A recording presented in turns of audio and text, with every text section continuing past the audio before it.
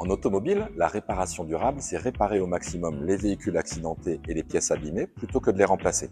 Lorsque la réparation n'est pas possible, c'est utiliser des pièces d'occasion qu'on appelle pièces de réemploi pour limiter le recours aux pièces neuves.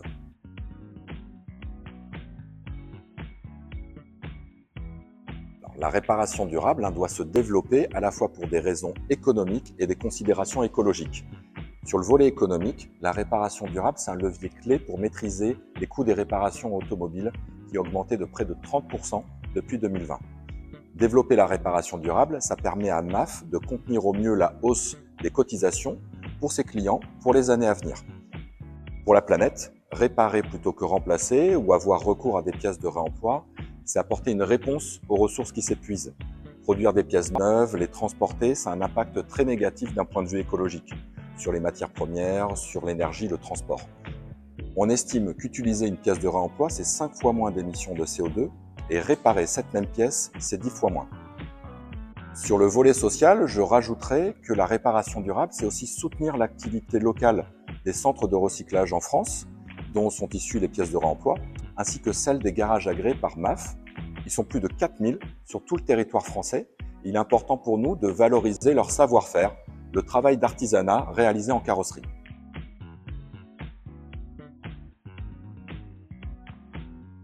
Alors, la réparation durable est inscrite dans l'ADN de CESVI depuis sa création en 1997.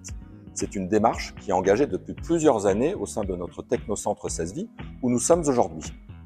Alors, le CESVI, c'est à la fois un centre de recherche appliqué au domaine de l'assurance auto et un centre de formation qui accompagne les experts et les réparateurs à assimiler les nouvelles techniques de réparation.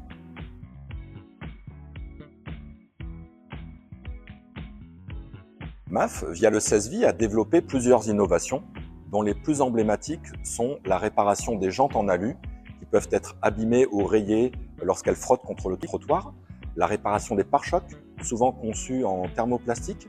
Donc on va souder les éléments en utilisant des baguettes d'apport comme celle-ci, et puis la réparation des optiques de phare avec l'utilisation de petites pièces imprimées en 3D pour réparer juste la fixation et éviter de remplacer tout le bloc optique.